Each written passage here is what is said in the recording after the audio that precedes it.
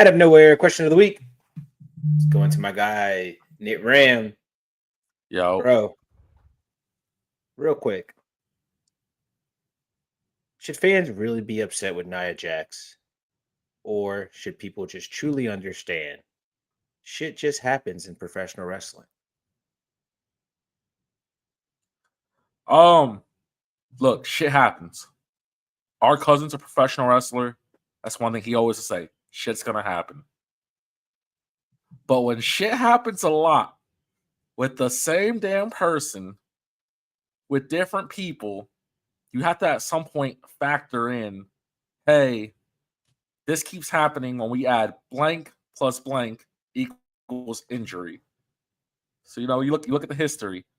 Nia versus Becky equals injury. Nia versus Kyrie equals injury. Nia versus Jade equals injury. And I'm sure there's more Nias to it. I don't think people should get mad. Like, people be like, oh, she should lose her job. Shut up. It's a hard business. Think of how many times Nia probably gone in that ring and hasn't hurt people. People hurt people all the time. You know what I'm saying? But I do think there's a thing where you have to understand Nia probably shouldn't work with certain people. Or she shouldn't do certain spots. I think she should take accountability. She should have seen there wasn't enough space there for Jade to catch herself on that stair spot. I mean, they were like 2 feet away. But to be like, oh, she deserves to lose her job. No, they're professional wrestlers. You know what I'm saying? They probably went in the back and hugged it out. Nobody's bashing. You know who bashes Nia Jax? The internet. You know who's not bashing Nia Jax? Wrestlers. Chelsea Green went on the internet and was like, Nia Jax is a locker room leader. She makes sure these girls are good and blah, blah, blah, blah. People are like, you suck, Chelsea Green. No, she's right. Like, That's facts. If Jade would have went out there and been like, working with idiots or something like that, I'll say we could be like, oh, yeah, Nia really messed up. But Jade didn't even do that. Neither did Becky. Neither, at least not in storyline. Becky brought it up years later. But, like, realistically, shit's going to happen. Brie Bella concussed Liv Morgan mid-ring. Remember that? Yeah. She went backstage and cried about it for like 35 minutes. Like, shit happens. They feel awful. I'm sure Nia didn't go back and like, I cracked that bitch open. You know what I'm saying? Like, I'm sure she was like, yo, are you all right? It's crazy too. It's like, I guess maybe a few years ago, you might have been like, oh, Nia Jax, she accidentally did it again. But she's gotten way better. Her in-ring's gotten way better. Everything about her has gotten way better. And this was a freak accident. It was, in a sense, shit just happens. You know what I mean? And we got to accept that. We got to accept that in professional wrestling. It's freak accidents. It's in any professional sport. You know what I mean? If something happens, you can't really blame the other person. It's sad that happened, and it might be on that. Like you said, that person's probably thinking about that, but we got to be able to just say that sucks. Hope the best for everybody. Jade looks like she's going to be fine. A lot of stitches. Did you see the cut? Oh yeah, it was deep. The cut was deep. The cut was deep. She looked gorgeous in it, though. I don't know how she posed like that. I mean, props to Jade. She looked gorgeous in that photo. She's stronger than I am. I promise you, I'd have been crying. She Tyreek Hill that. You know what I mean? Like, what you say in the chat? That's enough for me to retire. Yeah, that's it for me, bro. Once I get my injury, and they're like, yeah, bro, we got to give you 12 staples and 6 stitches on your eyebrow. I think I could just be like, all right, guys, do you think I had a Hall of Fame career? We got jobs backstage or something, But also, just to get back on that subject, and look at Kairi Sane when she came back. Accidentally injured Zoe Stark. Freaking accident, right? 2 weeks later, she injured Liv. Nobody went that hard on her. God forbid. She didn't injure Liv. Liv just didn't know how to fall. It's all in the match. But God forbid, Nia injures one woman in the last 2 years, 3 years, and all of a sudden we have flashbacks, like we got PTSD or something. That woman needs to get fired. She hurts everybody. Like, no, chill. Plus, Jade's green. Let's be honest, she's green. She probably messed it up herself.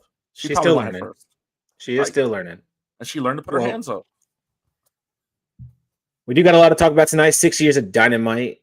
We're going to talk about Mercedes Moné, Samoa Joe being as great as he is, TNA champions who are NXT wrestlers. But before we get into anything, let's go ahead and start our show.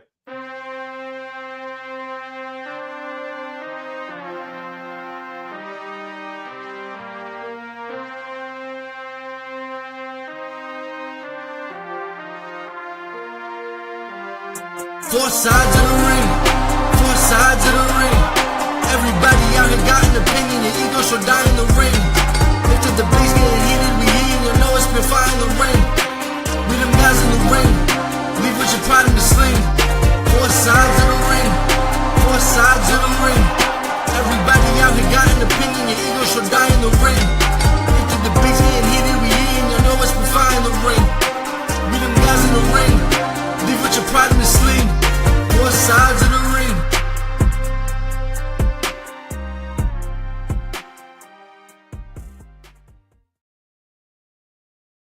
What is going on, Ringsiders? Your favorite faction is back. I am your host, the founder, Marcus Hernandez. I'm alongside the one that makes you say, damn, y'all saw him earlier, and that out of nowhere question of the week, Mr. Knit Ram. Yo. What's going on, my guy? Together, the duo, the tag team partners of the Hernandez clan. It's got y'all tonight. No Chano, no Zombie King, sadly. What's going on, bro? How are you? Do you think when people look at us, they go, that one's definitely a Jay and the other one's definitely a Jimmy? Or that one's definitely a Jeff and the other one's definitely a Matt? Maybe. Or do you think it's like that one's Dusty, the other one's definitely Cody? That's crazy. That's super far apart. That's super far apart. Or is it like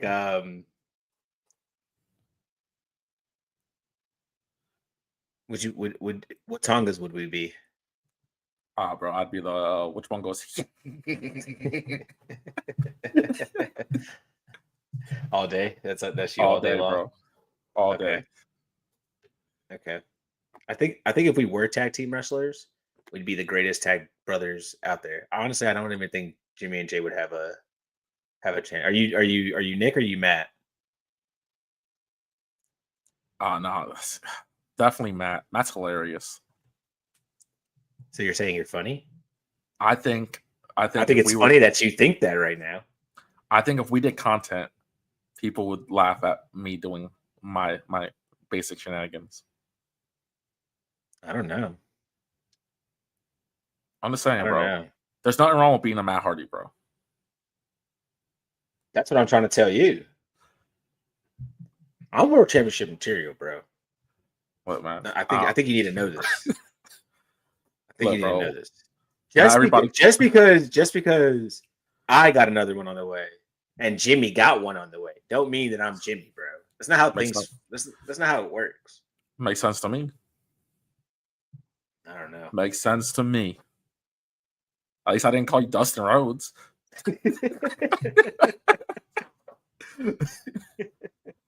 Yeah, man, me and my brother, we're like Cody and Dusty. That'd be crazy. They were tag partners once. It's like saying Carlito and Primo. Just you know. All right. Who are you in Top Flight then? Which one has the curly hair? Darius. Darius Martin. Okay. All right. Then I'm definitely Dante. Yeah. Okay. And I'm definitely Penta. I'm definitely Penta. If you say so on that one. I'm more swaggier, bro. No, you're more like a Jalistico, and I'm like a Roosh. more like a Dragon Lee. I don't know what you talking about. Jerry or Dragon Lee, bro. We jumped him, but he went to another show. Jerry is Dragon Lee and Solo. He's just tagging along. Oh man, bro, we had a lot happen this week in wrestling, dude. A lot of weird things, a lot of questions, a lot of question marks. Gotta trust the wrestling gods, right, to steer us in the right way. Let's start with Seth Rollins. He's got a lot going on, but I want to talk about this version of Seth Rollins, right? We've had so many different versions of Seth Rollins, right? Architect, visionary, the Joker. If you want to, bro, that's what I call it, bro. This Joker persona was something else. It was so goofy. He just went out there and laughed every week. You know what I'm talking about? He got that. Oh God, it was awful. What's the one with Buddy? What was the Messiah? The the The Messiah. Messiah. That was a crazy one too. He's so many characters. He's full on heel now though, right? Full on heel. Full blown heel. Let's just go ahead. He's got there. He's the leader of a faction for the first time in a long time. It's got Paul I Heyman. guess, could you call him and Buddy a faction? That's a faction. I guess you could say they were a small little. Bro, people don't remember, but Austin Theory was part of that faction. That people is do true not too. remember this. Austin Theory was part of that faction, bro. That is very true too. But I have no memories of him being in it. Do you think Seth Rollins is a better heel than he was a babyface last year? Yeah. I mean, I think Seth right now is doing probably some of the best character work he's ever done. And I hate to say this, but he went full Roman. Like that's how I'm going to describe this. Because there was a time where Roman Reigns' character was, I run the show. And then he started getting self-doubt. Like Roman was like, I need verification that I run the show. You know what I'm talking about? And it was like, you saw Roman's face, like, no one questions me. Don't question me. And that's kind of how Seth is right now. Like, people are like, you know, like Cody being like, you never beat me. And you see him in the background. And he's like, I'm the guy that runs the show. I make all the calls. And then the crowd's like, no, you don't. No, you like, and you see it on his face because he's playing so well. He clearly wants to be in charge. He wants to be the number one guy. Triple H's number one top pick. You know what I'm saying? But it's like he constantly is doubting himself. And he's doing such a good job showing that it's one of those heel moves where I'm like, I kind of feel for the guy. You know, like, he's a villain, but I kind of feel for him. Like, he's doing all this to prove a point, and nobody sees it. I don't know if it's that nobody sees it, or I feel like everyone is just ignoring it because there's a bigger picture. Because he's really not the threat. As much as a threat he is. Right? Everyone's saying, well, you know, Seth is really there just to, you know, butter up these next guys. So Paul Heyman could take over with Braun Breaker and Brunson Reed and coach those guys up. I do like Seth as a heel. Seth, you're absolutely right when you say this is Seth's best character work in a long time. I did like watching him as a face. I enjoyed him trying to take down the best heels that he could take down. He did what no man could do, I guess, and he helped Cody Rhodes take down our tribal chief. He had a hand in that with John Cena. He had an amazing line in that. He did have an amazing line in that. Where he was just like, I didn't give it to you. I chose the lesser of two evils. Yeah. That was great. Yeah. Because him and Cody still hates him. He has every right to hate Cody. And Cody still has every right to hate him too, I guess. He did say some things about his father, you know. Can't take those words back. I don't care what videos you show me backstage on Unreal. Everybody says something about his father, man. I got 8-bit Rick. Our guy Rick is in the chat. He says, "Imagine Heyman dropping Seth and adding Lesnar to the Vision." I could see that happening with Lesnar then taking everyone out, and like I'm just the Vision, including Heyman. Nah, with like Heyman's just like take him out, take him out, take him out. Because we're gonna get Braun Breaker versus Brock Lesnar, WrestleMania, Paul Heyman on a pole match. That'd be crazy. Paul Heyman in the shark cage, chilling in the top. Rick also says Seth is made for a heel, like Trips himself. His best work was a heel. That's also correct. It's also correct because anytime they showed H as a face, all I saw was his big nose. It just didn't work. You know, people say that, man. DX worked. DX was hilarious. DX worked, but it only worked because of Shawn. Shawn was hilarious. Let's be real. Shawn was hilarious. I got memories of all of them. They're not brothers, but I'm definitely Shawn Michaels. Can't do it, man. That's a conversation for you and Chano to have. Then I don't. We're talking brothers here, okay?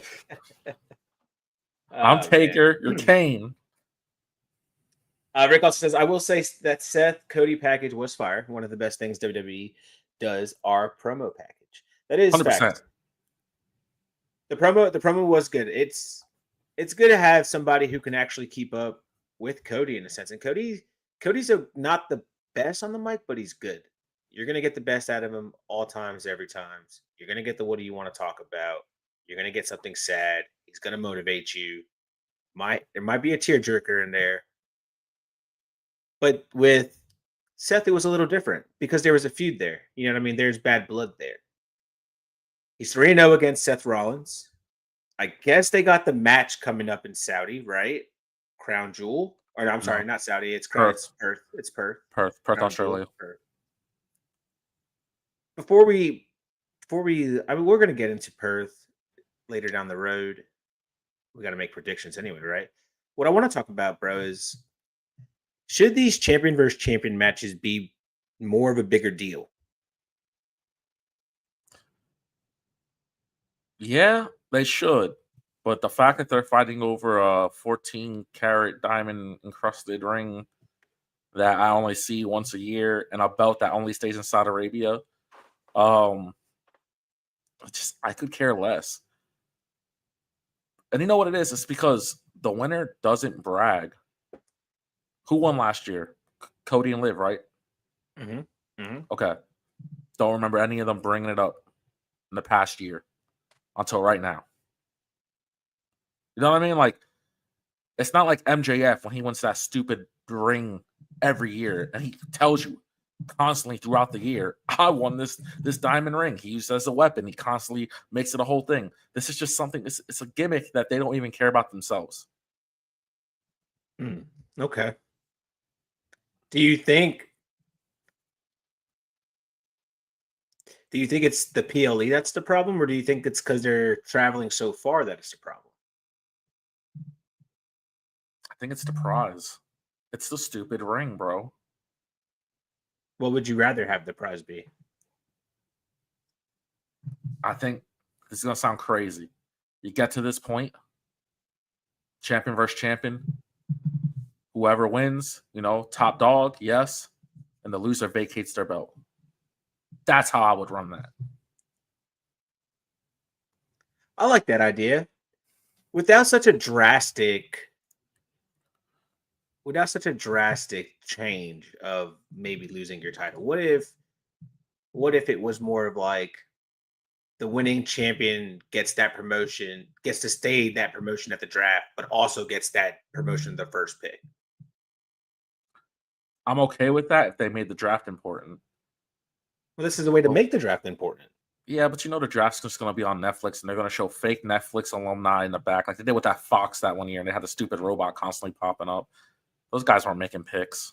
Liars. Oh. Rick's got some ideas here. He says, Perth, yet Saudi titles on the line. Preach until I'm blue in the face. Bring back bragging rights. Facts. He also said, I like this right here. Winner gets their brand, number 30 in the Royal Rumble. Loser's brand is number 1 in the entry. And you know why I would like that? Because it's a win-loss situation for both people. If you win, you're practically saying, I'm giving my brand number 30, so I'm going to fight whoever number 30 is, ideally, because they had the best chances to win the Rumble. And if you lose, your whole brand hates you because somebody has to be number 1, and it's not you because you're champion. Look, there's ways to make this better. I agree with you.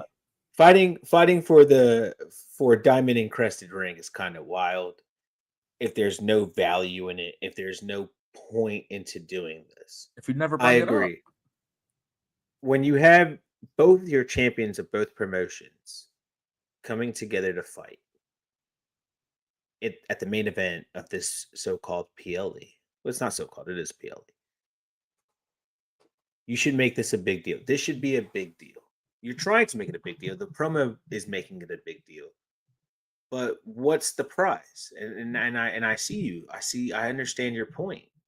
What's the point of this? Why are you two, besides the feud itself, who gets to say what? You win this ring, and like you said, I've never seen Cody wear the ring, bring the ring up, talk about it. Nor Liv. nor Liv. Well, I mean, she can't. She's on the sideline right now. So But if even she before is then. talking about it, no one's hearing her talk about it right now. But even before then, they could easily have it in the backs of the Judgment Day segments. They don't care. This was something to please Saudi, and now they can't cancel it because it's too new and people didn't forget. You know what I mean? Could you Like, imagine? We were talking about this. We're like, when they go do that match again? Like, could you imagine that? That'd be like the perfect spot for Carlito. They'd be like, "What is Carlito doing? He's just polishing the ring for Liv, just keeping it ready till she gets back." That'd be hilarious. Would have been perfect. That would be hilarious. I'm with you though. Let's make this champion versus champion match mean something more than just two guys who have some bad blood, because we've seen it 3 times. Three Do you think great times. 3 great times. 3 great times. Do you think Cody will go 4 for the sweep? Yes, I do. And if you think Cody gets the sweep, Cody brought up that fact where he was like, it's supposed to be one-on-one. Is it going to be one-on-one? Of course not. But I don't think Cody's losing. All momentum is on Cody's side. Momentum is on Cody's side. So it's one of those things where when Seth finally beats Cody, it's going to be a big deal. You know what I mean? yeah. And I think the way that want to do that would be Seth eventually loses this title. I think Seth wins the Rumble again, and he takes on Cody, because he was kind of foreshadowing already, talking about, I did all this for you. I gave up my night, all this stupid stuff.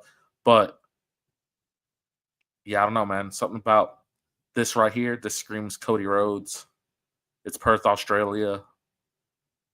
It just seems like a Cody thing to do. I agree with you. I do think they give it to Cody too, and I only think that for different reasons of allowing Roman to just have that one line against Seth and just telling him, well, I beat Cody. You could never, like, that's something that's the mountain you couldn't climb. I achieved that.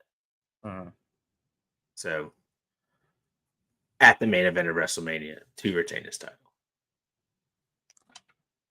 Then somebody did the same storyline but on easy mode and won the world title at the end. It's crazy. I just don't get it. We got to see what's going on for Crown Jewel. There's more to come. What are we, like 2 weeks away, right? I think so, yeah. 2.5 weeks, something like that. We're gonna get there. Bro, let's talk about who wins an AEW title first. Okay. I'm actually excited you're on. I had this one in the lineup, but I was waiting for you to be on, I should say. I'm sorry, I can't speak. Darby Allin, Orange Cassidy. Who wins the world title first? Who wins an AEW world title first? I'm going to go ahead and say this right now. I don't think Darby's ever going to hold the world title. For the simple fact that I think Darby doesn't want it. I think they offered it to Darby multiple times. He clearly doesn't want it. Darby has a lot of stuff going on. He's living his best life. He's wrestling because he loves it. I would give it that Orange Cassidy, considering Orange Cassidy has approximately 6 more years. He's not as young as people think he is. I think Orange Cassidy will be a world champion in about 2 years' time. But I don't think Darby will. When Darby wins it, mind you, though, Darby's super young, right? He's like, 24? Yeah, somewhere around there. Darby's super young. So when he finally does win it, I'm talking, he's going to be like near 30. You know what I mean? Like, Darby doesn't want it right now. Think about his Death Rider storyline was supposed to be for the world title, supposedly. And he was like, no, I'm going to go climb Mount Everest. Came back and was like, okay, they don't have the titles. That's cool. I like that way better. Like, Darby doesn't care about world titles. Darby just wants to wrestle and throw people in body bags. I see your point. You know what I mean? Hey, Darby, you want to be AEW world champion? No, I want to win tag team titles with Sting. Right. You know, like, Darby had plenty of opportunities, bro. plenty of opportunities. Just I'm sure they were just like, Darby, Darby, we're considering being world champion. And he was just like, oh, do you think we could push that back? You know what I'm saying? Like, you kind of make it seem like you make it seem like Darby's like Batman, and he just makes sure that the AEW title doesn't get put in the wrong hands. And when it does, he's just there for the greater good. Just trying to get it right. He's just trying to get it back to the people. They just did a whole collab with DC. If there's anybody chilling with Batman, it should be Darby Allin and Christian Cage. Have you seen that meme where it's like Christian Cage like, "Hey Batman, you won't got a dad." Rick 8-Bit says real quick. He says, "Would you rather be tag champ with Sting or main title champ?" Look, Sting was main title once. You know what I'm saying? My time to shine, boy. Get out of my way, old man. I'm just saying, Rick. I'm just saying. I don't see Prince Nana like, "Hey, boss, why don't we go for the tag team titles?" Oh, Prince Nana just chilling, bro. He's selling his coffee, smoking his weed. He's doing chilling. He's doing great. He's doing great. But I gotta disagree with you, bro. I think Darby Allin does get a world title before Orange Cassidy. I think he gets a world title before Orange Cassidy. Yes. I don't think Orange Cassidy wins the world title. Nah, they will. They'll give him his due evidence, bro. Do you think?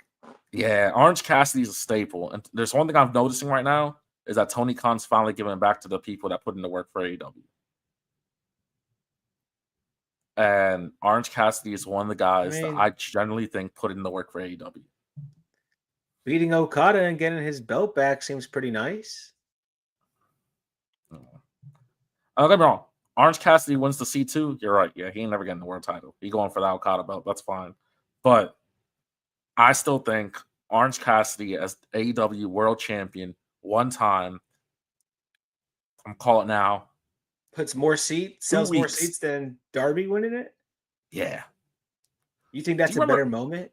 Do you remember when he was what was it before? It wasn't Intercontinental, but it was the International. I think they changed the name like 2 times now already. Yeah. When that belt first came out, and he did the open challenges, and he fought every week, and his body. They told the story. His body was wearing down week after week after week.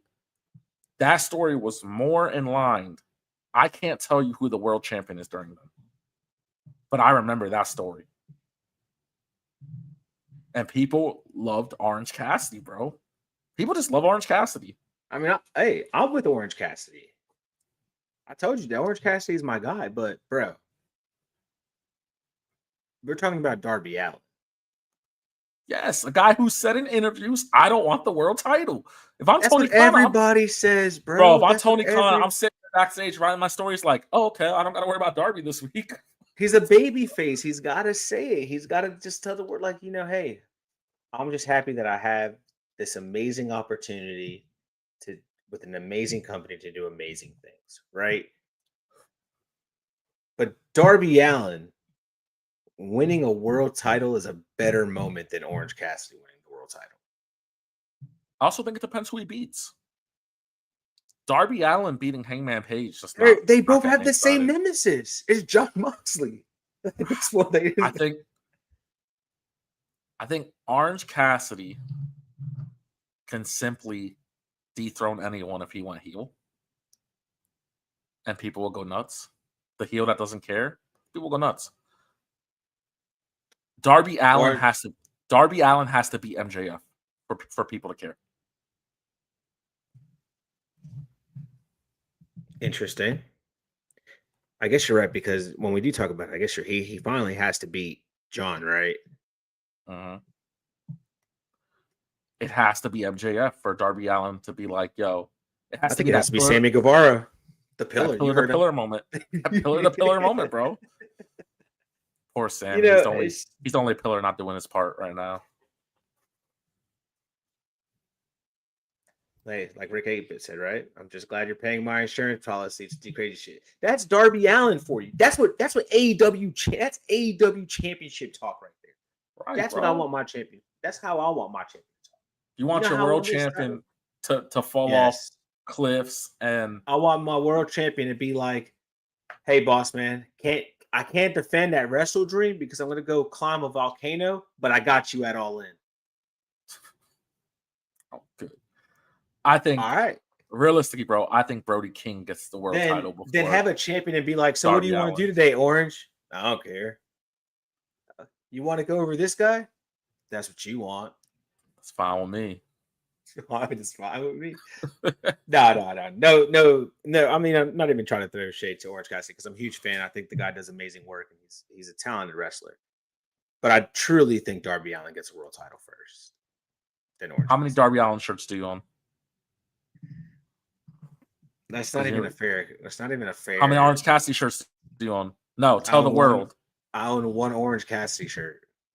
Okay. How many? Because when I went to, it's not fair. Because when I go to, how many do you own? We're not asking for backstories. I own one, but I'm not giving you a backstory. I'm saying it's not fair because by the time I get into AEW, because it's so crowded, the Darby Allin shirts are sold out because they didn't bring enough merch to the damn freaking venue so I could buy some Darby Allin stuff. Okay. And that will be for my forever complaint about AEW. Tony Khan, use the money, get more merch because we deserve it.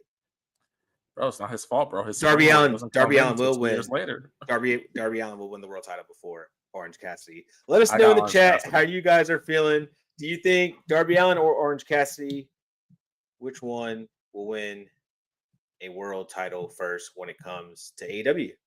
Unless you want to throw some crazy story where you're like, Darby Allin goes to WWE real quick to defeat Seth Rollins because he's cashing in the Casino Royale gauntlet. If you got a story, we're here for it. That'd be the wildest collab. How you feeling about? Rick said he's all freshly squeezed. He gets it, bro. See it. I'm all for freshly squeezed. He'll change his mind. Champion, bro. He'll see it. He'll see it one day. Kelani Jordan, bro. TNA Women's Knockout Champion. Let me first off. I see your face already. I see everybody needs to just look at Nick Rand's face right now because he's ready to go off on his thoughts about WWE champions being TNA World Champions. Because if anybody knows anything about Nick Ram, and if you are a fan of the show and you've been listening for a long time since we've been doing this, the one complaint that Nick Ram always had about AEW, his beloved AEW, was that he saw the stupid ROH title more than he saw any other AEW world title. And he hated it because he didn't want to see it. He said, let that be on ROH. I get it. You want them to watch. I want to see your champions. Now, bro, we got Kelani Jordan and Trick Williams. NXT superstars, TNA world champions on NXT television. The floor is yours. I'm going to start off with this. One, it's like I tweeted the other day. It's almost like they were like, yo, Masha's, we can't use her. Please don't ask questions. And Ash got hurt. Do you want to send us a person? WWE's like, yeah, we'll send you a hot star. And they get Kelani Jordan. Well, Kelani Jordan, she's good. Scrawny Kelani is not the one, bro. Whoa, don't throw the hate. Whoa, Scrawny Kelani, where did this come from? Scrawny Kelani is not the one. Nah, bro, Kalani's nice, bro. Nah, she's good. She's good. All right, Marcus. You got to see the vision. You got to see the good. Vision. She's good. She's never been world champion on NXT. Hey. Whoa, all right. But even then, you're gonna tell me. Time out. I could send you Jada Parker. I could send you Lash Legend. I could send you Lola Vice. I could send you in ring. She's better than Lash. In ring, she's better than Jada. No, she's not better. I'm just being honest. She's not better than Jada. In ring, she's better. In ring, she's better. You can do a flip or two, bro. That doesn't make her better than Jada. Bro, no, in ring, she's better. Miss Parker don't play. She's better than Miss Parker in ring, bro. I would have took Lola Vice, yeah, maybe, but she's not better than Jada. Jada's one of the best woman wrestlers they got on that roster, bro. You got Fallon Henley. Fallon Henley. That's the answer. But do you know how smart it would have been to have JC Jane and Fallon Henley both world champions right now on different brands? Fatal Influence running both women's divisions? because they kicked out Jasmine Nix, but this fatal influence. Now they got all the belts. You send scrawny Kelani, bro. Kalani's not a threat. Kelani is not a threat, and that's the issue. She's this little nice girl who sits in the back and tries to act tough. I can't stand her. She's a mid-card person that now is a world champion for a brand that I think WWE did it as a joke. They did it as a joke. I would have accepted Izzy Dane. I would have accepted. I think Tatum Paxley. I think you're sleeping on the first ever North American Women's Champion, bro. That was a mistake. That was a bad run. We all came to a conclusion that it was a bad run. Kelani Jordan is a joke. It's not. She's a perfect mid-carder. She does her job. Like I said, there's other names that Kelani, yes, is over. It's better than Thea Hale. And I love Thea Hale. It's better than, who else is not dang roster? It's such a big damn roster. But there was better choices than Kelani. And WWE said, we're not sending you star power. What do you think you are, AAA? We're giving you Kelani and you're going to take it. By the way, she has to win. God forbid you give it to one of the actual TNA girls on your roster.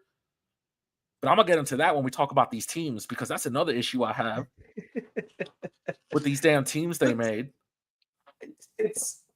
If Zombie King was here, he'd be, you guys would be going off on it. You know what I mean? But, bro, Kelani is not that bad. Why am I lying, bro? She's not a good Marcus. Kalani's not a good promo. She's not a good promo. Let's start there. If I'm gonna send you somebody, I at least want to send you somebody who could talk and make me believe it. But they didn't do that. They didn't send her a good talker. Okay, you sent her a girl who could do flips. That's cool.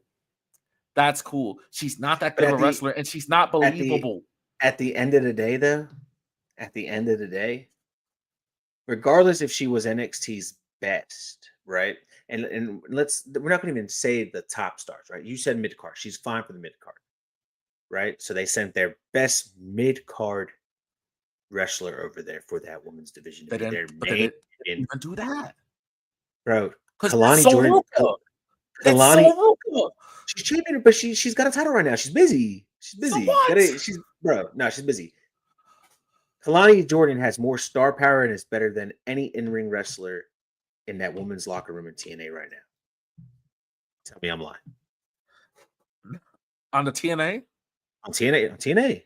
You're lying. I can name 3 off the bat. Bro, she's who?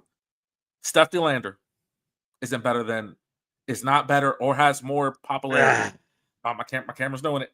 It's doing a thing. Because your camera knows it's going for the instant replay and knows you're lying. They're showing the sweat right now.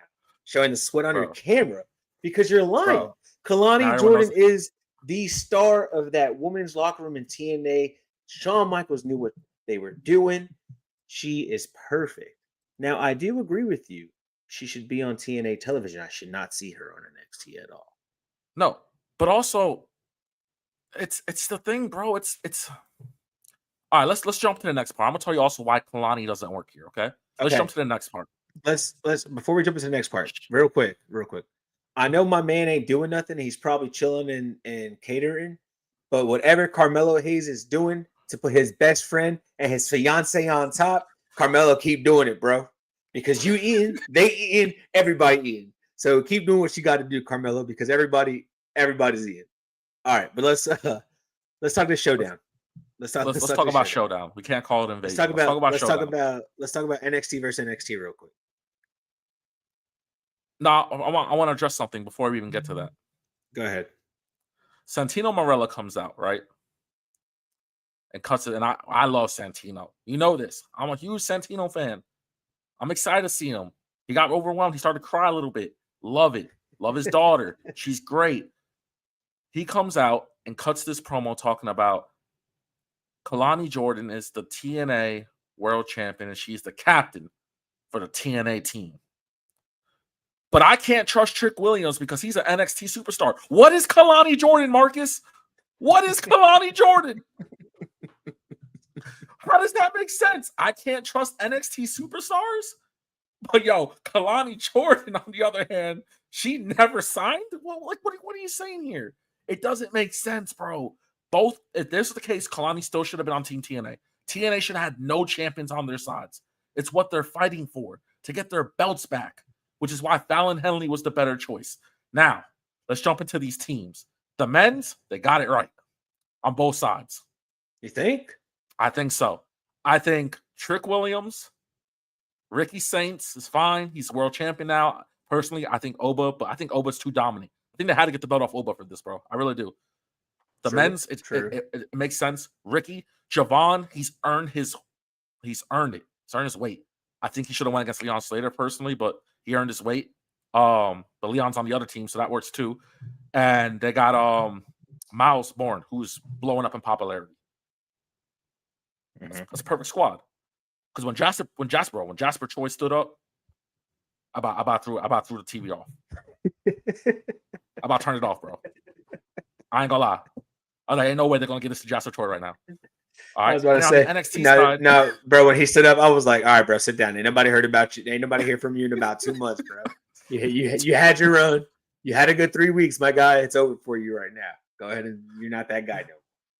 Now on the NXT side, once again, makes perfect sense. Mike Santana, TNA pride, bro. Mike Santana, perfect. Frank Kazarian, TNA legend, yeah, perfect. Moose, as much as we shit on him, whatever, TNA legend, and probably the most loyal person to TNA. Makes sense. Leon Slater, the future of TNA. I think on the men's side, they nailed it, bro. It's perfect. It's gonna be a dumb match, but they nailed it. And then we got to this women's team. And I think both teams are shit.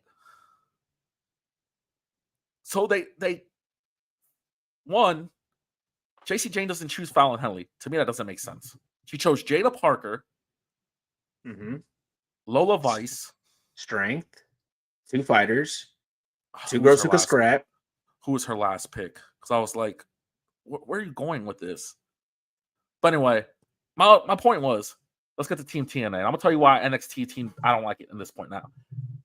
TNA's team, Marcus, is NXT superstar Kelani Jordan.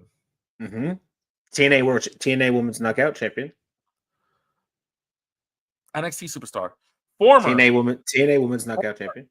WWE Tag Team Main Roster Champions, the Iconics, as the inspiration. TNA Tag Team Champions. They're not Tag Team Champions. Former TNA former Tag Team Champion. And Marae Sade, who was on TNA 3 months ago. Please don't act like we don't know that. That's Jakara Jackson, who did get fired. And this is what makes me mad. And Rick, let me know what you think about this. If you're going to have Jakara Jackson on one side, put Lash Legend on the other side. It's right there. You could do a great story. But then what makes it even more dumb, Marcus, is they tell this stupid story of, we can't have Jordan Grace on a team or Joe Hendry because we don't know where they lie. They're too much WWE and TNA. What is Kelani Jordan, Marcus? What is Kelani Jordan?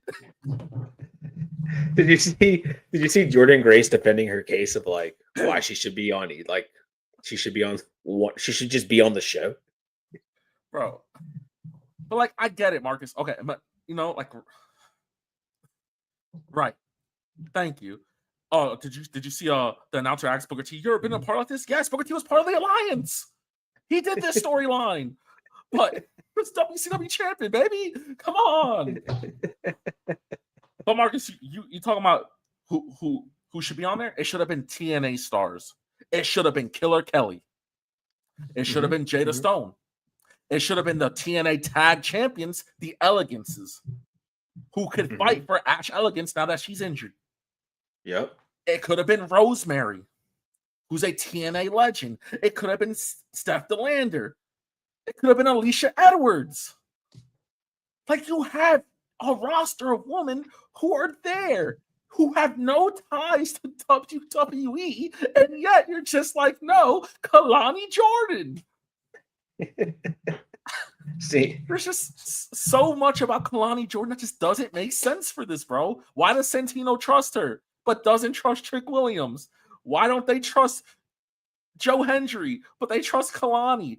Like, it doesn't make sense. Why do we have former Jakara Jackson in this match and we're not putting Lash Legend to get a one-on-one standoff and be like, damn, they let go of the wrong girl.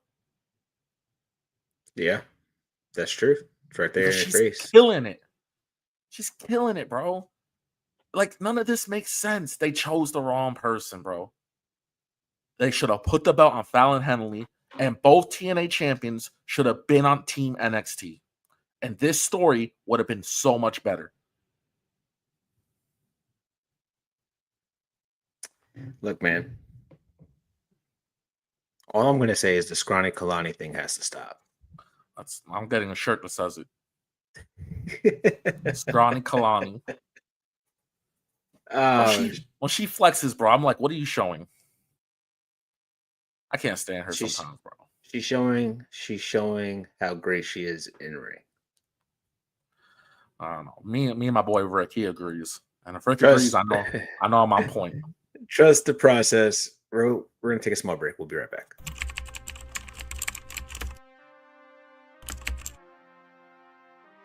Dive into a world where every pinfall, every suplex, and every promo is celebrated in fashion. From the legendary 3-count trivia to the iconic bad guy wrestling, we've got the latest gear to elevate your wrestling wardrobe. Show off your passion for the squared circle. It's not just clothing, it's a lifestyle. Come shop with us and unleash your inner champion at foursidesofthering.com. That's foursidesofthering.com.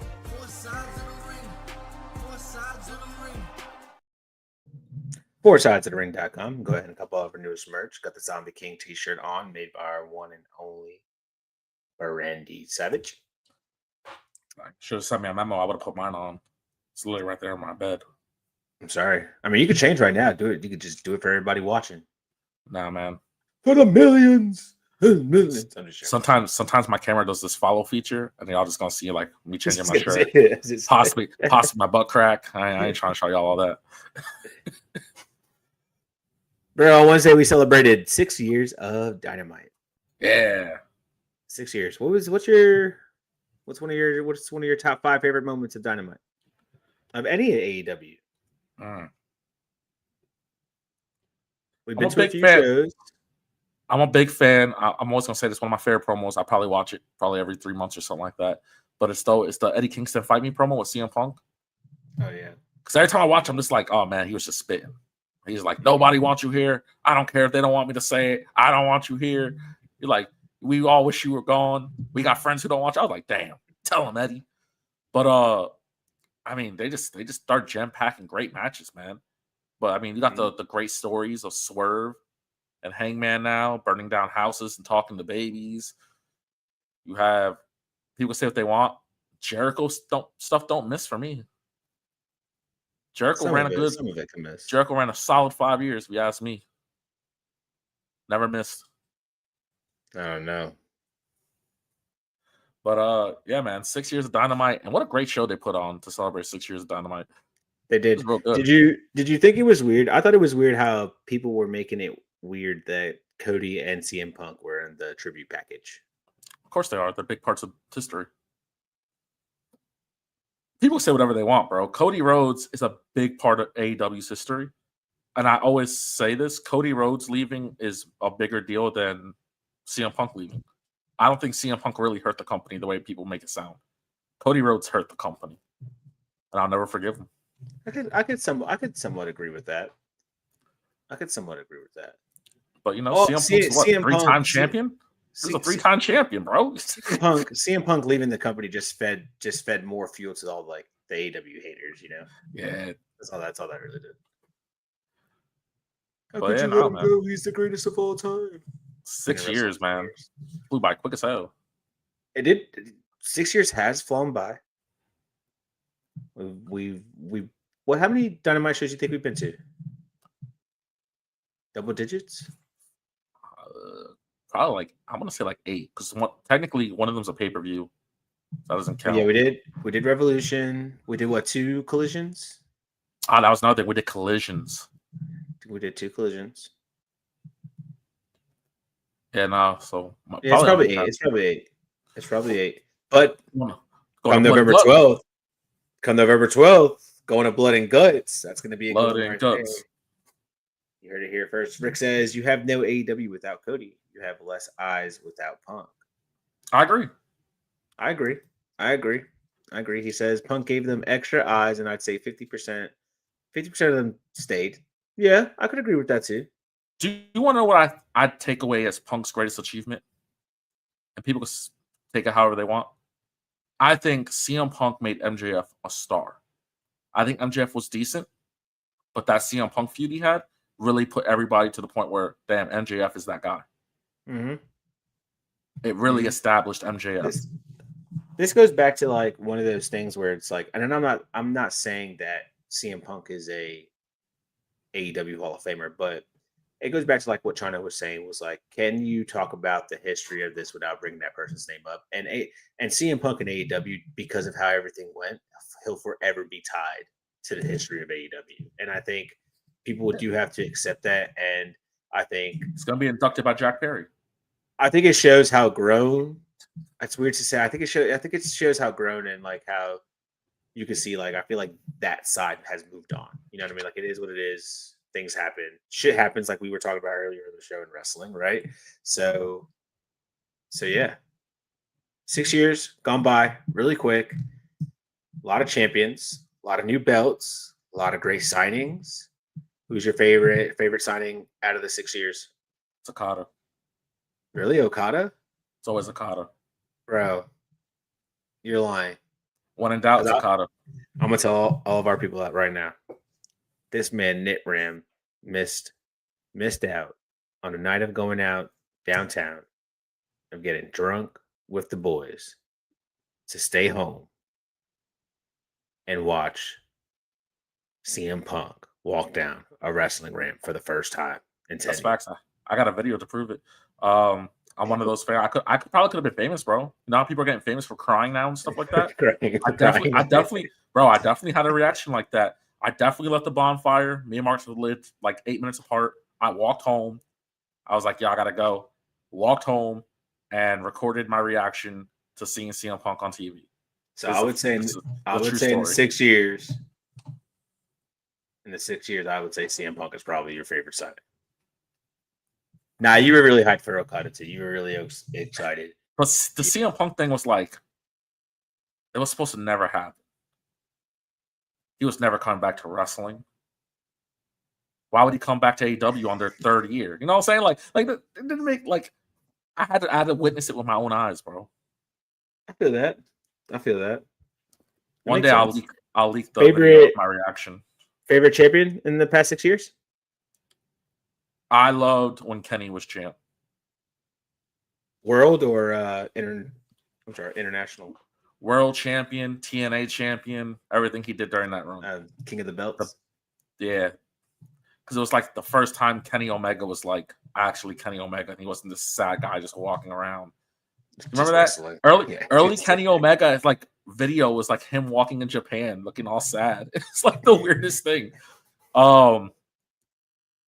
Kenny, and I think women's champions, it's hard not to say Toni Storm. It really is hard not to say Toni Storm. She just done it all at this point. When I think AEW women, I think Toni Storm. Tag champions.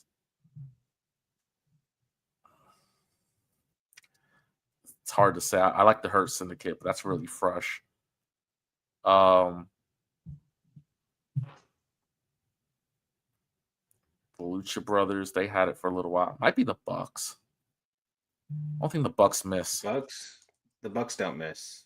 I don't think the Bucks miss. Akira was good. Continental champion. It's only two of them, and I love them both. So it's Eddie Kingston and Okada. You know, I'm still going Okada. I liked when the BCC had it, and it was like Claudio and Yuta doing like this whole like sensei, like I'm teaching this kid how to be tough. Because Claudio was real tough on him for like Yuta was taking all that. He's still taking all the ass whoopings for them, but I like the trios. When what do they call themselves? House of Black. When they had the Black rules, and people would come in and name one stipulation in their advantage and still lose. I thought that was real clever. I think they got a lot of belts. TBS champion Jade Cargill. I think her presentation. What about the Mercedes Moné signing? That was big for Brandon. That was big. That was big for Brandon. That was big for Brandon. The Bryan Danielson. I think Bryan Danielson had the best debut. I think I would say that back to Adam Cole and Bryan, their back-to-back debut was the way they played really it was good. great. Yeah. A lot of biggest home rising stars. I thought the way Dark Order really got themselves over was amazing. Mm-hmm. Hangman Page really got himself. Jack Perry, what a transformation. Darby Allin, MJF. Sammy Guevara is the only one who really couldn't keep up. It's not his fault. It is. It is his fault. Yeah, it might be. Let's move on. Let's move on to a little bit of trivia. I'm going to ask you a question and see if you can get this right because you're the trivia king. Okay. March 21st, June 4th, December 30th, January 27th, September 13th, and October 1st all have what in common? Those are all Andrade dates? Those are all Andrade dates. Let's start with the first one. March 21st, 2021, bro. He leaves WWE June 4th, 2021. He arrives at AEW. Yes. December 30th, 2023, 2 years, leaves AEW. January 27th, 2024, arrives at WWE. Leaves September 13th, 2025. Comes back October 1st to take out Kenny Omega and join the Don Callis family. Andrade has made history by leaving, coming back, leaving, coming back, leaving, coming back. Now you were out and I texted you. I said, "Oh, your boy's back." I called you actually. I said, "Bro, what is your boy doing?" And you're like, "What is going on?" I said, "Andrade took out Kenny." You didn't believe me. And then you saw it. What was your reaction? I was shocked, man. I thought I at least had 90 days to prepare for this. No, a non-complete clause, not in a contract. That's not modern day wrestling. TKO doing something wrong. That's crazy. But yeah, man, what a great debut. And the way they played it off was great. Kenny Omega did his good night, bang, lights went out, and they were like, what the showmanship of Kenny. Commentary was putting it up, and bam, my boy was there with his family mask, looking ripped as hell, handsome motherfucker. You know what I'm saying? Just doing his thing, man. I really like Andrade. I really hope that they have plans for him this time around. True. It's his last run, I would assume. I mean, he might go back to WWE. We don't fucking know at this point. He got a horseshoe or something. And I was confused because I was like, did he sign the CMML and he's just there to do Forbidden Door stuff? No. They said that he is all elite again. My guy is full on all elite pro wrestling. And that just goes to show you. You saw what like Will was saying, we're just not going to bring anybody back. You really got to prove. I mean, you and I know. You and I will go toe to toe and stand on Andrade's side and tell anybody that man, arguably, when he is wrestling, is top one in the ring when he is somebody. One-on-one. If he's in a fatal four, he's still top one. Like, the guy is, almost flawless, immaculate when it comes to professional wrestling. Like you said, everything was great. I was like, damn. I was like, wow, Kenny really went all out for 6 years. I said, that's what you love to see right there. I said, that's AEW. That's what you want. Lights went out. Damn. He come back out. I said, what the hell? I thought it was Roosh. I was like, oh, this is good. I was like, okay, Roosh coming back. Nah, I saw the blonde highlights. It's crazy how just a haircut can make somebody look so different. Blonde highlights. He definitely did 2,000 push-ups before going down in that ring under stage or something. He was jacked. Super ripped. But no, looked really good. Happy he's back. Join the Don Callis family. Don Callis family can take out the Avengers at this point. I'm just like, who's messing with this squad, bro? It's a stacked squad. A stacked squad. Their worst member is Rocky Romero, bro. And that's not a bad member. You're absolutely right. For somebody who's been wrestling for almost 25 years, their worst wrestlers probably Rocky Romero. You're absolutely right. It's just good to see Andrade back. Good to see him doing things he loves. Shouts out to AEW and Tony Khan for celebrating 6 years. Hopefully there's more to come. Hopefully we get to 10, 25, 50, 100, and we get to enjoy great wrestling. Rick says, so since Andrade got released by WWE for disciplinary and went to AEW, their competitor, do we get the released video like AEW did for Punk? Nah, I don't think TKO is childish and petty like that. I think they got to see why they let him go. At this point, you can't just tell me it's a disciplinary thing. Tell me he went back there and smacked a baby or something. There's got to be a reason. I do wish they kept him for AAA. Would have been amazing. I wonder if they wanted him to do it, and that's what they did. Well, I think him and his family have problems with AAA, and I also think him and his family are very loyal to CMLL. They are. It was actually one of like the big open stories is that when they signed the AAA, what was going to happen with Penta, Rey Fenix, and Andrade, because they don't mess with the company at all. And it's why like people were like, look at Andrade's face. Oh, look at Andrade trying to be like, but he made it very clear he did not want to do anything for AAA, and he still hasn't. But I mean, if that's your disciplinary action, realistically, you just wanted him gone from the company. Because has Penta shown up for AAA yet? No, exactly. I don't think so. Rey Fenix was supposed to, and he didn't. He got injured. Dude, AAA, listen, bro. AAA don't need nothing. They got everything. They got Dominic Mysterio. Like they won. They won this partnership. Whatever they're doing, that's what TNA needs to do. Because you know who TNA got? Kelani Jordan and Rick Williams. Kelani. Oh man, bro. Apron on this. Is the apron smoother on the other side? Let's talk about somebody who recently just got injured. Miss Jade Cargill. Is the apron better on the other side for Jade Cargill? Yes, as far as career goes. Her career is always going to hit a top peak in WWE.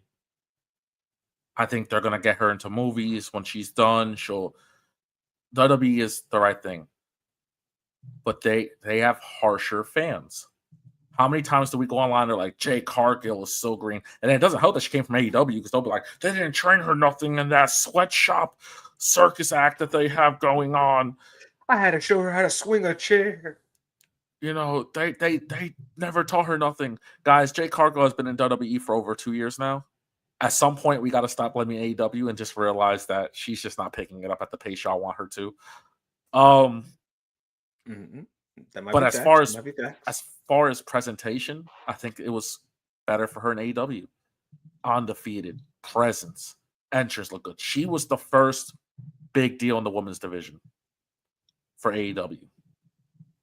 She was gonna be the poster for AEW. You know what I mean? Like Jade Cargill was that. She was somebody, and I think you and I had this conversation that when they threw the title on her, it was just like it skyrocketed because her presence was so great. She overthrew the world title and she was the mid-card champion. Facts. So yeah. But man. And the fans were nicer to her, bro. AEW fans are always gonna be nice. That's WWE fans were toxic, man. Wrestling fans are just toxic. It's just we want everything to be great. You know what I mean? Everything needs to be fantastic. It needs to be a Dave Meltzer, Shawn Michaels Undertaker retirement career match with Kenny Omega and Will Ospreay movesets. You know what I mean? Like it just has to be perfect. We won't get there because like we said, mistakes happen. It's professional wrestling. I do think the apron is smoother on the other side for Jade Cargill. Only because she doesn't need to get to the pace where fans want her to be at, because you need to be at that pace in AEW. And sadly, I hate AEW is very much sink or swim. You're either amazing in ring and you'll figure everything out with us, or you're just really not going to cut it here because we don't need entertainment. We want professional wrestlers. There's nothing wrong with that. I think Jade has been doing a tremendous job. She has been getting better and better. The accidents happen, like we said. And like you said, after all this is said and done, movies, She's definitely gonna get hella sponsorships. She's gonna probably get crazy athletic roles. She might even move into a role like Mark Henry did back in, like going to the Olympics and trying to recruit for the WWE. You know what I mean? And, Well, and just be that role for people. Story is Mark Henry's the one who got Jade for AEW. Yeah, So right. So I do think the apron is smoother on the other side for Jade Cargill. She's one of those people who made the right choice and went to WWE. I'm gonna go ahead and say it though. I don't think it's never too late to send her to NXT. No, it'd never be too late to send her to NXT. I think she could benefit a lot from NXT. I agree with you. The only thing that sucks, this is definitely going to keep her sidelined for a little bit. She was on, rumor has it she was supposed to win. And I did tell you, the only way we can make the Naomi thing work is if we get the title on Jade within the next 9 months. We still have time. We still have time to get back onto that road, but now we got to take a detour. We're doing some construction. But I think we were getting there. Bro. That's all I want to say. Let's move on. My guy Samoa Joe, bro, was in the ring with Hangman Adam Page. They tussled a little bit. But I was struggling, dude, man. I was trying to figure out, is Samoa Joe a better challenger or is he a better champion? And I think I like Samoa Joe better as a challenger. I think I like the fact that he goes up and tells people, you're not man enough to hold this title. And I'm going to make you a little bitch. I'm going to make you my bitch. Let's wrestle. And it's so believable. It is. Whenever they tell me Samoa Joe is in a title match, I instantly think, well, he could win. Like, because it's Samoa Joe. And that's how he won his title in AEW. Like, remember, he was just in a random match, and we're just like, oh, yeah, Samoa Joe. And then he won. He was world champion. Had a great run. A short run, but great. But I'm just sitting there, and I'm like, man, like, when Hangman passed him the belt and it hit the floor, and I was like, oh, that's weird. Like, Samoa Joe didn't pick up the belt. But then I realized, oh no, they're starting up. Samoa Joe's reactions, like, yo, what? You know, but then he cut that great promo in the back. Just like, I'm the guy. You never beat me. There's a lot of people on this roster who don't beat me. I'm Samoa Joe. And I think people forgot. And I'm sitting here like, damn, they gonna throw the belt on Samoa Joe. And I wouldn't even be mad. I wouldn't. Bro, when he was like first time ever, I was like first time ever. I had to start doing the research. I was like, how did we not have this happen? Tony Khan, what are you doing? There was a time where Samoa Joe was world champion. This would have been one of the freaking places to run Samoa Joe Hangman Adam Page. You know what I mean? I was just like, how does this never happen? This is the first time as a solo match, though. Solo match, yes. First time one-on-one. When they did the Swerve story, it was they did the Swerve story. Yeah. Hangman would lose on purpose. Right. This is the first time one-on-one. You know what I mean? And it's crazy that it hasn't happened on AEW grounds. Rick 8-Bit says Samoa Joe, my favorite. Wish he did him better, but he's the man. You know, I feel like Samoa Joe just had a bad bug while he was at the E. I felt like every time they were getting ready to push him, he either got hurt. Vince don't like fat people. And or the only fat guy Vince was willing to push and loved because of Triple H was Kevin Owens. Kevin Owens wears a shirt. That's true. Vince don't want big titties on the screen, bro. Like Ashby's on the chat. He says, never forget Samoa Joe held both TNA tag. That's facts. He's tag champion by himself. He's a Hall of killer, bro. Is Samoa Joe a Hall of Famer? Samoa Joe should be, when we talk greatest of all time, Samoa Joe should be in the top 10 conversations. I don't think he is. I don't think he's on anyone's personal list, but he should be. He's one of those names that people are not giving enough credit to. People sleep on it. Exactly. Samoa Joe and The Miz. We got a special date coming up next week. Mercedes Moné looking to pass Jade Cargill's championship reign, TBS. Now she defends next week against a mystery opponent from Florida because that's who she wants to wrestle. I was trying to think who it could be. Trying to pin it down. Who? I got it. Who is it? Who do you think it is? Dakota Kai. Go ahead. Dakota Kai. Still living in Orlando. Right? Her thing is up. Her non-compete is up. I think it's Dakota Kai. Dakota Kai. Could be Cora Jade.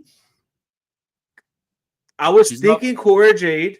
She's another one still in Florida, but she got a lot of backlash right now. That's who I was thinking about. I was like, nah, I don't think she's really wrestling like that right now. And then I was also leaning towards. I was like maybe thinking Brie, but I was like, nah, she doesn't live in Florida. I wonder if I'm about to Google something. No, I didn't think Dakota Kai. I didn't think Dakota Kai, but that'd be a good one. I wouldn't mind watching Dakota come back and wrestling. That'd be pretty dope. That's a good one.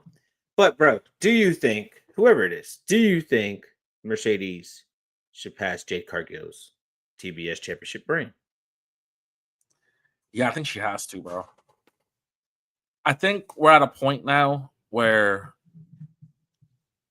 I think Mercedes is going to be in AEW. Well, she's in it for another 3 years. We know that for sure. But even when that contract's up, I think she'll run it back. I think she'll finish her career there. And I think you want records with people who are going to finish their career, because all they're doing on the other company is taking your people and trying to present them in a way that, oh, you didn't do this for them, so we're making them look better. And you can make that argument with Ethan Page. You can make that argument with Ricky Saints. You can make that argument, but with Jade, you couldn't, because Jade has records in AEW, and I think it's time we just break those records and then see if WWE's going to make her memorable.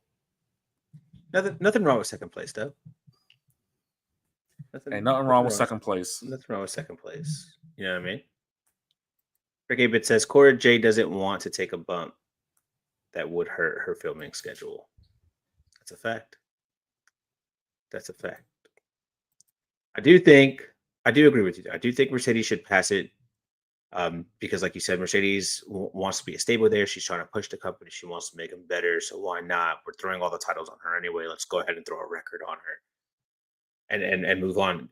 Do you think when she beats the record, after she beats the record, do you think she'll be ready to drop the TBS title? She has to get 10 belts to be Ultimate Warrior. So no. Oh, she has to get 10 more belts? Or no, she has to get 9. She's got one more, right? One more? Nine belt Moné. She's clearly going for the tag belts.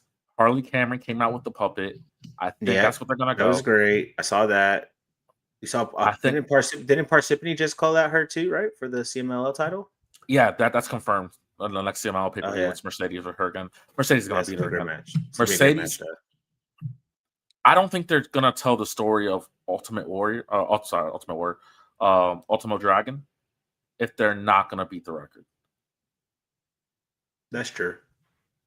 Like, why constantly bring it up at this point? Is Mercedes a name? Is she a good name to do that for, though? Like, when it comes to wrestling, and you're talking things like that, right? You're talking like King Belt, Kenny Omega, right? Indie Belt God, Matt Cardona.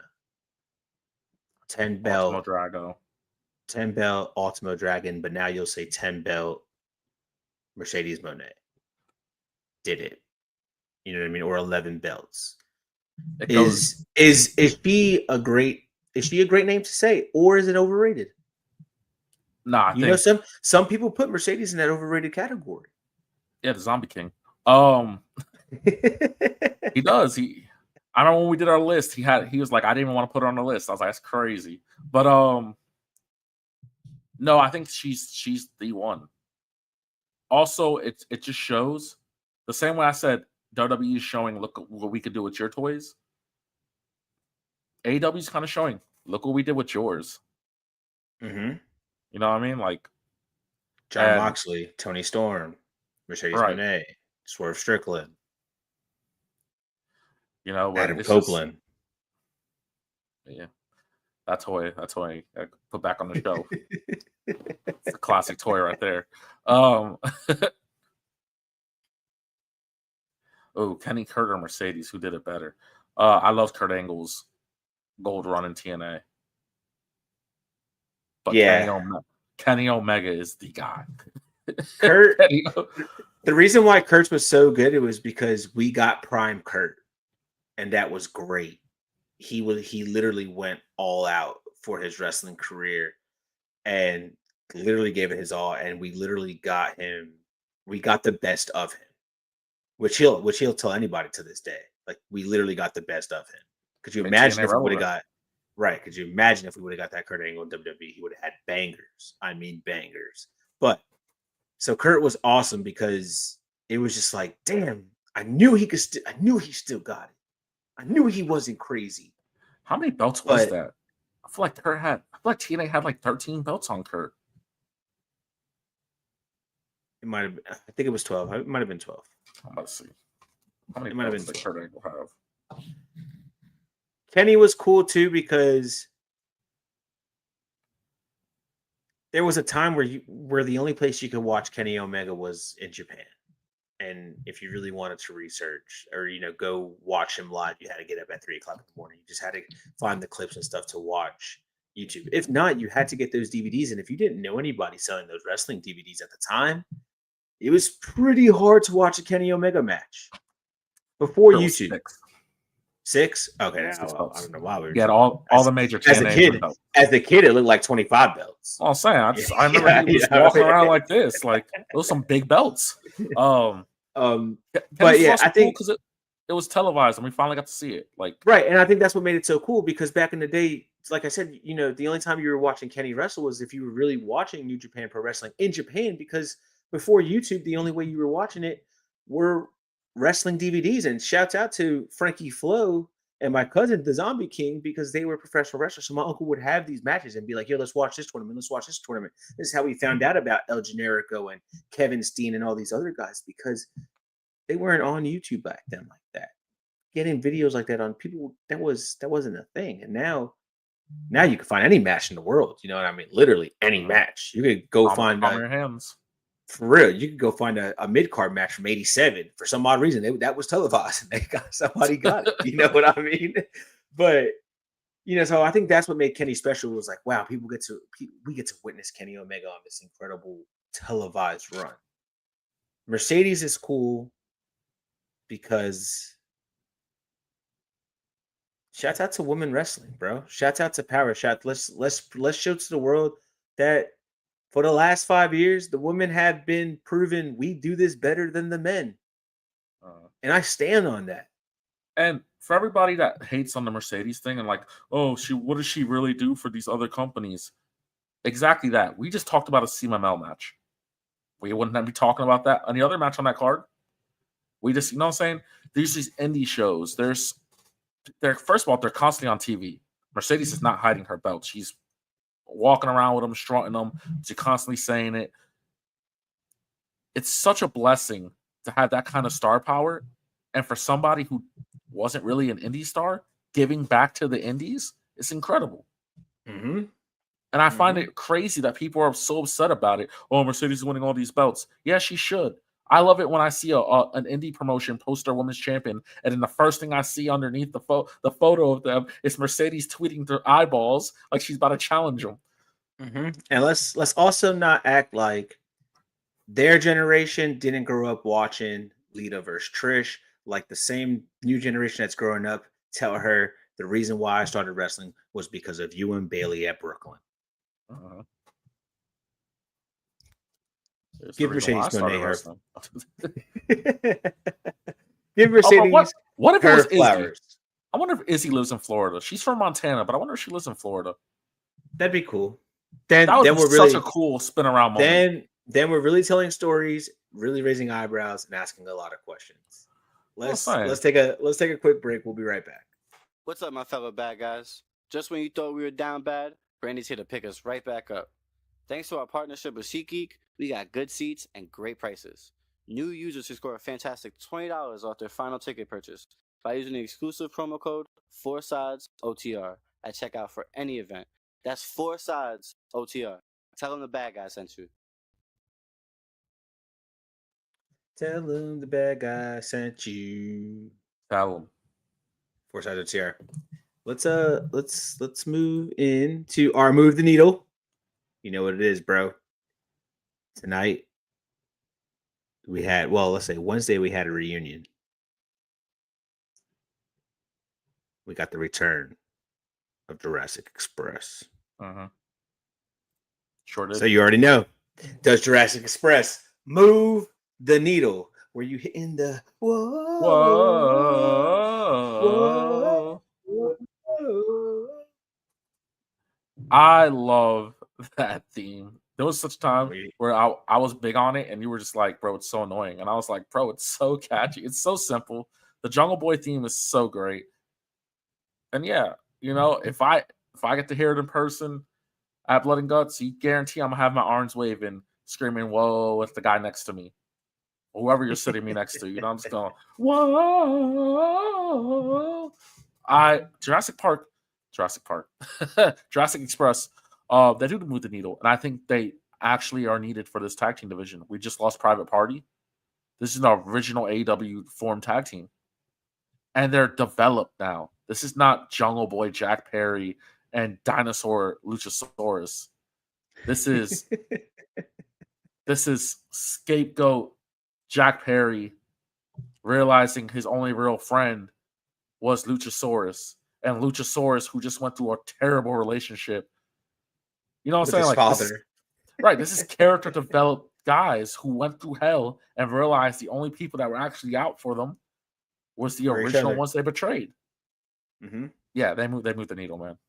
They're somewhat telling the same story with the Acclaim right now. Listen when I tell you, ladies and gentlemen, AEW Tag Team Professional Wrestling is about to come back, and it's about to come back very, very strong. Yeah, I think they tried something, was like, holy crap, these new tag teams we're hiring kind of suck. These makeshift tag teams aren't working. They're not working, except for Just Speed. They're all right. yeah, except for Just Speed and Brodito. Those two guys are fine. Those two having to work. But Will Ospreay and Swerve Strickland ain't cutting. You know what I'm saying? No disrespect to Ricochet's boys. They ain't cutting it, bro. Nah, give them time. I like them. I think they just need good storytelling. They need good storytelling, and they're getting there. They're getting there, and they need good character development, and they're getting there. But the Hurt Syndicate, perfect. They're helping them out. Yeah, Ricochet's perfect for them, to be honest. But Jurassic Express. You know what, bro? Because I've been watching AEW for a long time, 6 years to be exact. This didn't move the needle for me. When I saw Luchasaurus and Jungle Boy back together, I said, "Well, damn." I could probably shed a tear. I said, "This is a beautiful moment." And you know what? You made sense. Friends realize that all they have is themselves. Yeah, that's perfect. One. Jurassic Park moves the needle. I gotta say it. I'm gonna say it. I'm a fan. And if they're at Blood and Guts, you're gonna see your boy. Whoa. I'll put that in my daily mix, bro. I got the Hurt Syndicate in my daily mix. I'll throw that in there too. Bro, did you see Mark Henry had some comments about Jasmine Nix's boyfriend? Yeah, he was speaking a lot of shit. Like, man, I'm not gonna get everything into everything he just said. Right? He wasn't wrong. Jasmine Nix was wrong for posting that. First off, she was wrong for posting that whole video. She made her boyfriend look like a dick. As she should, because he was talking bad about wrestling. Yeah, and then she defended it. In a sense, she posted a video of this random guy with no training keeping up with professional wrestlers, bro, and him pretty much saying this is not hard. He shitted on the business. Mark Henry's right. He disrespected the business. They need to be careful about who they're letting in these programs now. Jasmine Nix was never a wrestler. She was a soccer player. Just because you're an athlete doesn't make you, because giving somebody a paycheck who doesn't Jade really Cargill. like wrestling and hoping that they'll eventually love their job because you pay them enough clearly is not the answer, bro. Because Gable Stevenson didn't care. Right? Olympic gold medalist, he didn't care. Jasmine Nix, she talking about, oh, they didn't pay me enough. You didn't earn enough. I'll agree with that right there. You didn't do enough. And if they weren't giving you enough to do, because you weren't interesting enough. And that's facts. I'll give you that. 100%. what I'm saying is, I saw another athlete keeping up in athletic training in professional wrestling. There's nothing wrong with that. You're hitting some ropes, you're falling on your back, you're doing a lot of cardio, which he does a lot of cardio. He also He said it was does. dumb and fake. He did, and she defended it. Now, there is a difference between what he did and then going in the ring and actually having a match like she would or anybody else would as a professional wrestler. He didn't go in and have a match. He did some training, right? That's all he did was some training. But let him have a match. I do think it was probably crazy. You're probably right. She shouldn't have posted that. I don't think Mark Henry should have said what he said. I think there's better ways to do that as a legend, as a Hall of Famer. I don't know, man. These legends been wilding lately. I don't think Mark Henry was in the wrong here. I think he's passionate about what he does and what he loves. And he's right, bro. They're bringing in too many people who don't actually care about wrestling. But we're giving them money. Travis Scott doesn't care about wrestling, but we gave him money. And what a waste of money that was. You know what I'm saying? There's a difference from, I really want to do this, I'm really interested, to, oh, y'all pay me to learn this? Cool. I'll give it my best shot. Oh, it's not working out for me. I think I'm just going to leave. You know, they're not passionate about it. But there are ones that do become passionate. Yeah, I mean, there's some. Trish Stratus is a perfect example of somebody who became passionate about it. Tiffany Stratton. You know, what did she do beforehand? I have no idea. She like cheerleader or something?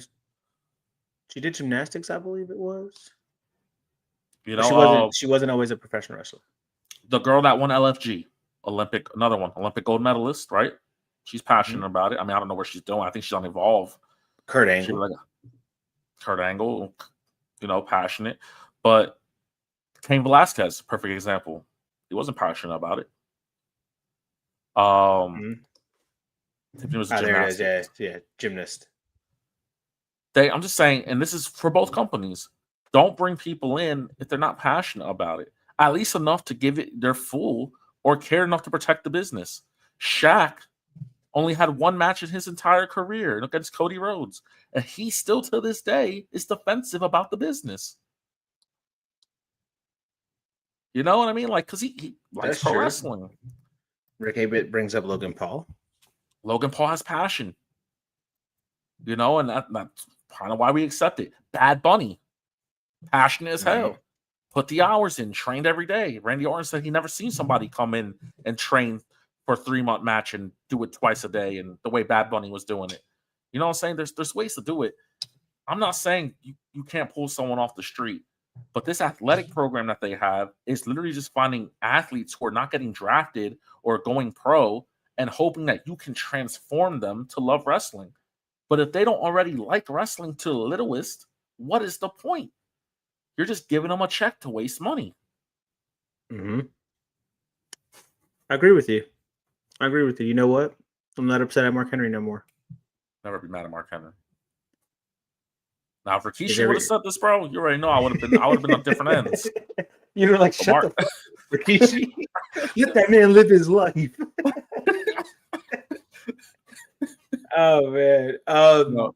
Some wild news. Some wild news in wrestling around a certain wrestler, right? Tessa Blanchard, CMLL. Wasn't she like AAA TNA like, I don't know, 2 weeks ago?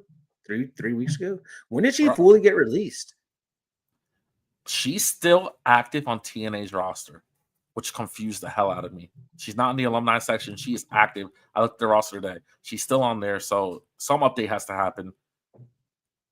This was shocking to me. To me, as well. Tessa's always done her best work in Mexico, so I'm not surprised. But it was also one of those things where that's all, and the only people that would let her wrestle. You know what I mean? Japan was like, "Yo, we don't like you, Tessa."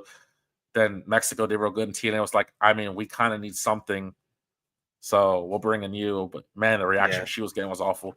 I don't know how to say she's a racist in Spanish, but I'm sure the CML crowd will get it down. It's a big win for CML.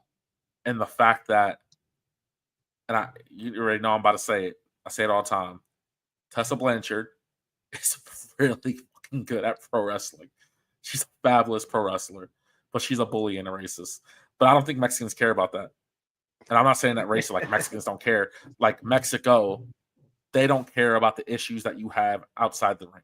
It's why Alberto Del Rio doesn't get backlash in Mexico. It's why, there's certain people, the Mexican fans, they don't care about stuff like that. They just want to see you have good matches. And Tessa Blanchard is somebody who will give them good matches. Okay, Rick 8-Bit says Tessa just got announced for a match at Bound for Glory versus Gia Miller. I'm so confused how she's. I don't know how this works. It's a spot. She's either trying to get. It's the Tony spy all over again. Yeah, because also if she shows up on, why was she not on that TNA team, Marcus? Why did we get Kelani? I don't know. I don't know, man. But I know you saw the video with your boy The Miz, bro. Yeah, I did. Yeah. Does he have a case? Do you think he should be Cena's last match? I think he brought up good points. Why is nobody asking for Miz and Cena in this final tour when Miz is clearly one of Cena's biggest rivals of all time? You can't tell the story, bro. You can't tell the story of John Cena without three people, and that's Randy Orton, Edge, and The Miz. And I stand 10 toes down on that. Think about it, bro. He has 2 or 3 WrestleMania matches with John Cena. He has biggest storylines with John Cena. He beat John Cena at WrestleMania. Let's not forget that, y'all. He's a 2-time world champion, 2-time Grand Slam champion. John Cena's a no-time Grand Slam champion. But The Miz, in multiple situations, Cena is responsible for making The Miz a star. And The Miz, I feel like, has always lived up to that potential that Cena put him on. But you can't tell Cena's story without The Miz. And the fact that no one wants to see The Miz and Cena one last time, I think is crazy. I think he has every right to say that. I think it's actually baffling. When Cena first announced his announcement on this podcast, I said his last match should be The Miz. The Miz should be the one to retire him, and I still stand by that. I thought you wanted him to retire as a Grand Slam champion. I do. You got to put the belt on Miz. Did you see Old Boy's report where he's like, it should be The Miz to come out for John Cena's last match, but then Carmelo Hayes takes over? Oh, yeah. I know what you're talking about. Yeah. That's an interesting fantasy booking. I thought was pretty good. I think The Miz should be on the tour. I don't know if he should be his last match. I do think he should be on the tour because he did make a lot of good. He did make a lot of great points. You make a lot. 5 appearances left, bro. One of them is AJ Styles, so really 4 appearances left. Not matches. But I'm not gonna lie. I'm not gonna lie, bro. I think people might say Batista before they say The Miz. That's arguably. He's probably number 4 on my list for Cena. You could also argue Triple H. For Cena, I wouldn't. Shawn Michaels. They had one good feud. They were tag team champions. Which was also part of their feud. It was a great story. I don't know. Rick Abit says they have an episode. I want Miz Cena. Check it out on Booking Like a Mark. All our good friends at Booking Like a Mark do redo and tell some stories. He also says, I do feel it's bullshit that his last match is in DC. 100%. So that for cash. I agree with you. I agree with you. I also don't think that it should be in DC. I think it should be in his hometown. He has deserved that, regardless of how big the stadium is or whatever. I think John Cena has deserved to have his last match wherever he wants to have it. And if that was in his hometown, even if it's not in Mayberry, I get it, right? He's such a company man, though, that he didn't say anything about it. The TD Garden would have been a perfect arena for him to have his last match. And you're absolutely right. They probably said, hey, we're not going to do Massachusetts, you're going to wrestle in DC. He was probably like, okay.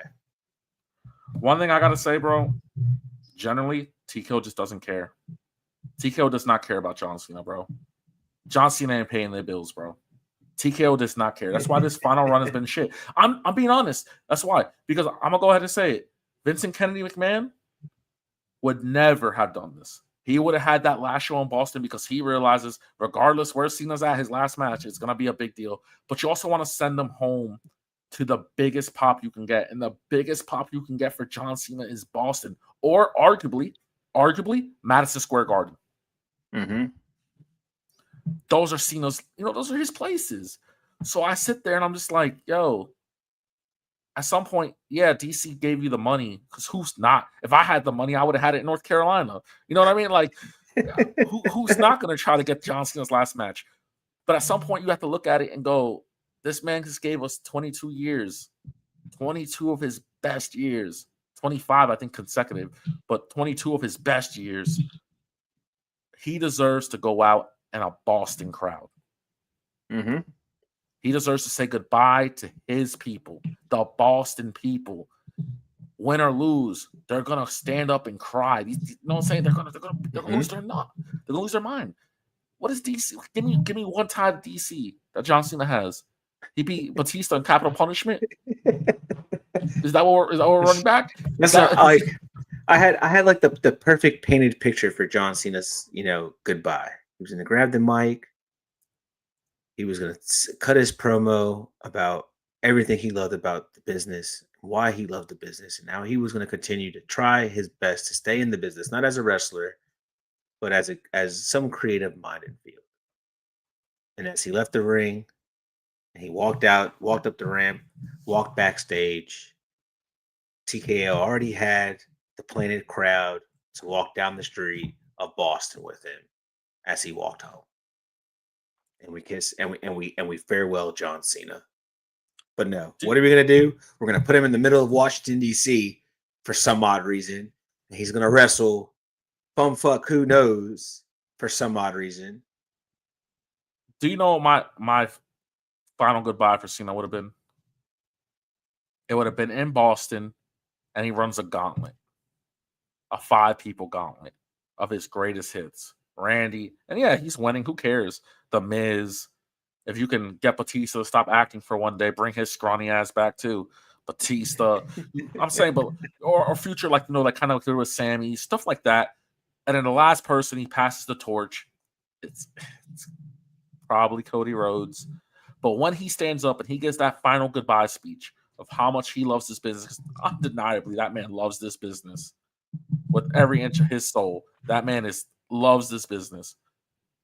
They look up and they reveal, like Andre the Giant, like Ultimate Warrior, like all the greats, that John Cena is officially a statue, a legendary, a momentum mover, and they got the John Cena 10-foot bronze statue like they do for all the greats. But this man is alive to see it. So we go from the Andre the Giant Battle Royale to the John Cena Battle Royale? I'm with it. The John Cena Gauntlet Royal match, whatever. Rick A-Bit says he's going to call it now.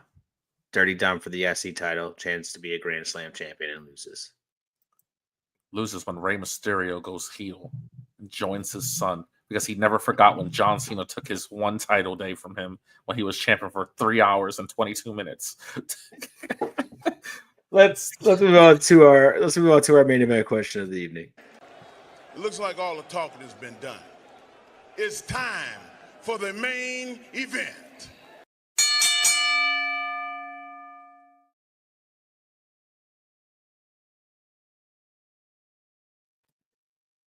Main event question of the evening, Nit Ram. With Tony Khan pricing AEW tickets for families, should AEW shift toward a more PG, family-friendly product?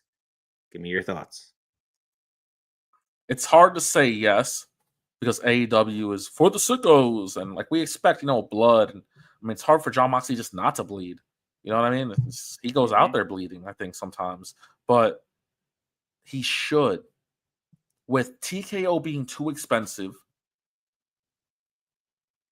And you're pretty much saying, we just got tickets for Blood and Guts. The prices were incredible. He really is pricing for people to come to these shows. Mm-hmm. Would you bring Little Marcus to a show that you think Jon Moxley might squirt blood into his forehead, onto his face, and he's gonna get stabbed with a fork? It's that question of, yeah, you have family prices, but you're not giving me a family product. I don't want my kid to see this. It's different if it's a pay-per-view. Hey, bro, listen. I know you remember this, but I'm gonna be that dad. You remember when we went to Collision, and we were like, "Yo, this is the first time you and I were going to be able to witness a CM Punk entrance, to be a part of a CM Punk entrance, witness CM Punk live for the first time, right?" We went to the show. Remember that dad? He was like, "All right, son, when he comes out, this was you cuss him out. You cuss him out." And then remember CM Punk music drop, and they both were like, "Fuck you, CM Punk! You fucking suck, CM Punk! Fuck you!" And you remember that kid was over there screaming with his pops? Yeah. Okay. But I also remember when I'm not saying that I want my son screaming "fuck you, CM Punk," because if CM Punk's still wrestling, we might be like, my son Marcus might have to be like, "Retire, old man. Nobody wants to see you wrestle." But yes, I think on the contrary, hold on, those are bonding moments. Those are bonding moments because, in a sense, right? In a sense, we take our sons to an AEW event. We take our sons to Blood and Guts, right? You and I know Blood and Guts is a gory show, but we take our sons to Blood and Guts, right? We went for not only for an amazing price, because we are going for an amazing price, right? You had a moment. You did something with your son, your child, etc., your family, right? You had a moment at something that you won't ever get to do as often as you want to, right? If you could have the chance to go to a wrestling show every day like Green Shirt Guy, you would do it. 100%. If you could do that every week, in and out, you would do it.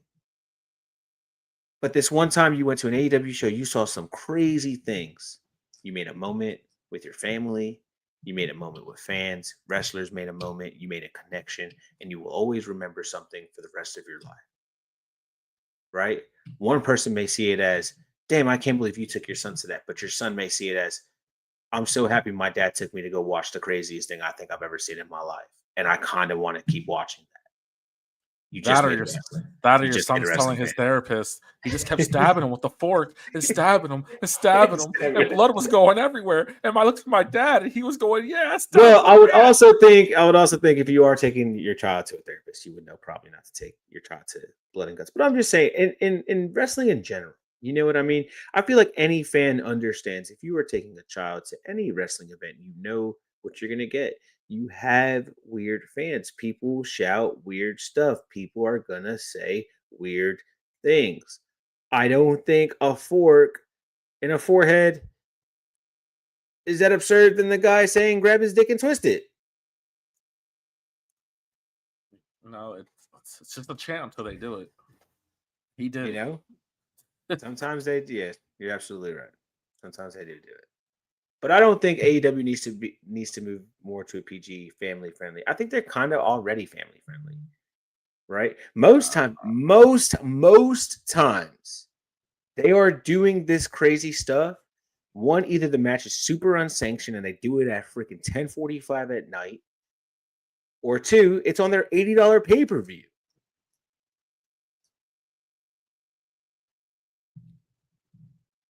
You know?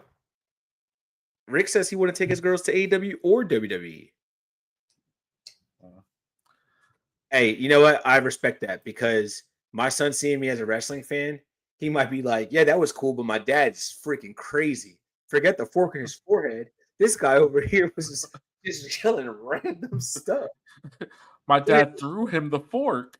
He kept telling me to acknowledge this man, Roman Reigns, standing there with his finger in the air. I don't know. But I think AEW is in a fine spot.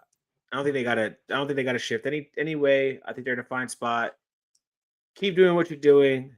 Let TKO keep doing what you're doing because I promise you, people are gonna go to the other side. Yeah, I mean, See, at the end of the day, if you what they say, if you let them in, they will come because Yep. they can't go to WWE once, so they got no choice. Oh man, Nate, with all that being said, my guy, go ahead and get your plugs while we get up out of here. Yep. I'm Nit Ram, the one I meant to say all damn. Catch me on Twitter NITRAM _4 SOTR. That's NITRAM _4 SOTR. Also, check out the Mark. So I got. You can follow me at the founder MH, but most importantly, follow us on all of our social media platforms. 4 Sides of the Ring Podcast, 4 Sides OTR. We're on everything. Hit the like, subscribe, and share button if you've been chilling with us this entire time. Tell all of your wrestling friends, and if you don't, and if you have non-wrestling fans, tell them about us because we can make them wrestling fans. I promise you. You sit them in a room with us, they're going to become wrestling fans. We'll show them all the good stuff that they need to see. And then when the bad stuff happens, we'll tell them, yeah, that happens sometimes. But hey, enjoy Friday Night SmackDown. Enjoy your weekend. Stay safe.